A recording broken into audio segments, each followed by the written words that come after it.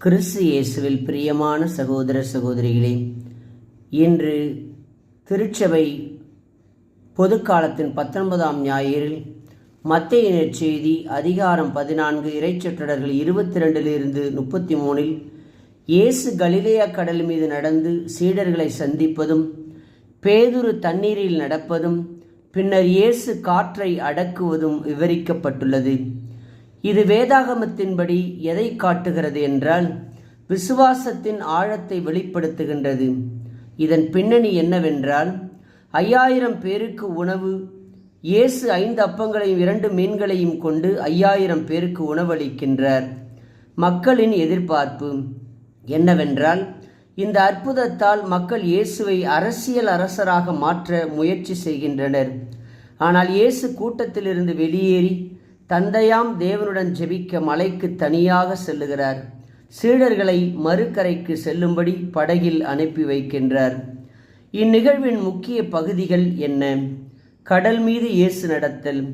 நடு இரவில் சீடர்கள் சென்ற படகு தத்தளிக்கவே இயேசு அவர்களை நோக்கி கடல் மீது நடந்து செல்வதை பார்க்கிறோம். இரண்டாவது, பேதுருவின் விசுவாசம். இயேசுவை கண்டதும் பேதுரு தானும் தண்ணீரில் நடக்க அனுமதி கேட்டு தண்ணீரில் நடந்தார். அச்சமும் மீட்பும். கடும் காற்றை கண்டு பயந்து மூழ்கப் போகும் தருவாயில் என்னை காப்பாற்றும் என கூக்குரலிட இயேசு கையை பிடித்து தூக்கினார். அவர்கள் படகில் ஏறியதும் காற்று நிற்க அவர்கள் அனைவரும் இவர் உண்மையாகவே கடவுளின் குமாரன் என்று நம்பினர். இதன் ஆன்மீக விளக்கம் என்னவென்றால், 1. இயேசுவோடு நாம் இணைந்திருந்தால் புயல் என்ன, கடுமையான சோதனைகளையும் கடுமையான வேதனைகளையும் நம்மால் வெல்ல முடியும் என்பது. 2. இயேசுவை விட்டு பார்வையை திருப்பும் பொழுது பயம், சந்தேகம், போராட்டங்கள் நம்மை வீழ்த்தி விடுகின்றன.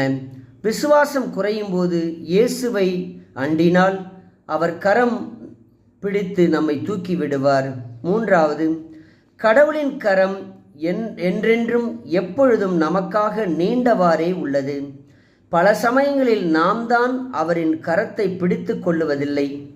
இயேசுவின் கரத்தை நாம் எப்பொழுதெல்லாம் பிடித்து கொள்ளுகின்றோமோ அப்பொழுதெல்லாம் நம்மை தீமைகள், போராட்டங்கள், உலக சக்திகள் தீண்டுவதுமில்லை, தீண்ட முயற்சிப்பதும் இல்லை.